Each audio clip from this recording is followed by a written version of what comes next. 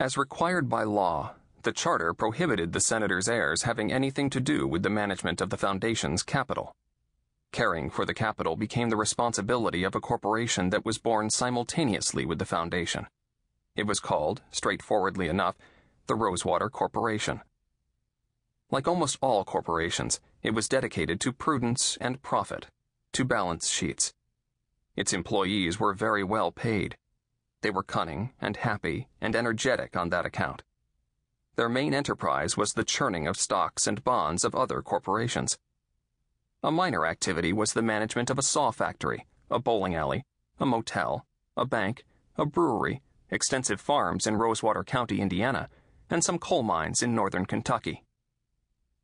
The Rosewater Corporation occupied 2 floors at 500 Fifth Avenue in New York, and maintained small branch offices in London, Tokyo, Buenos Aires, and Rosewater County.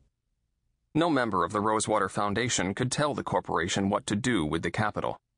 Conversely, the corporation was powerless to tell the foundation what to do with the copious profits the corporation made.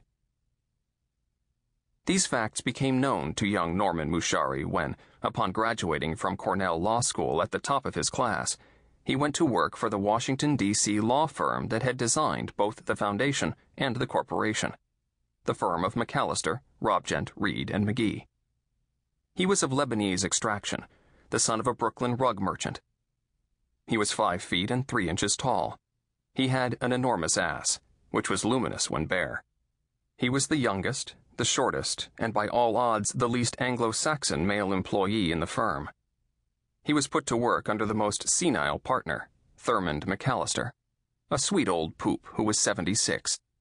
He would never have been hired if the other partners hadn't felt that McAllister's operations could do with just a touch more viciousness. No one ever went out to lunch with Mushari. He took nourishment alone in cheap cafeterias and plotted the violent overthrow of the Rosewater Foundation. He knew no Rosewaters. What engaged his emotions was the fact that the Rosewater fortune was the largest single money package represented by McAllister, Robgent, Reed, and McGee. He recalled what his favorite professor, Leonard Leach, once told him about getting ahead in law. Leach said that just as a good airplane pilot should always be looking for places to land, so should a lawyer be looking for situations where large amounts of money were about to change hands. "In every big transaction," said Leach, "there is a magic moment during which a man has surrendered a treasure, and during which the man who is due to receive it has not yet done so. An alert lawyer will make that moment his own, possessing the treasure for a magic microsecond, taking a little of it, passing it on. If the man who is to receive the treasure is unused to wealth, has an inferiority complex and shapeless feelings of guilt, as most people do, the lawyer can often take as much as half the bundle and still receive the recipient's blubbering thanks." The more Mushari rifled the firm's confidential files relative to the Rosewater Foundation, the more excited he became.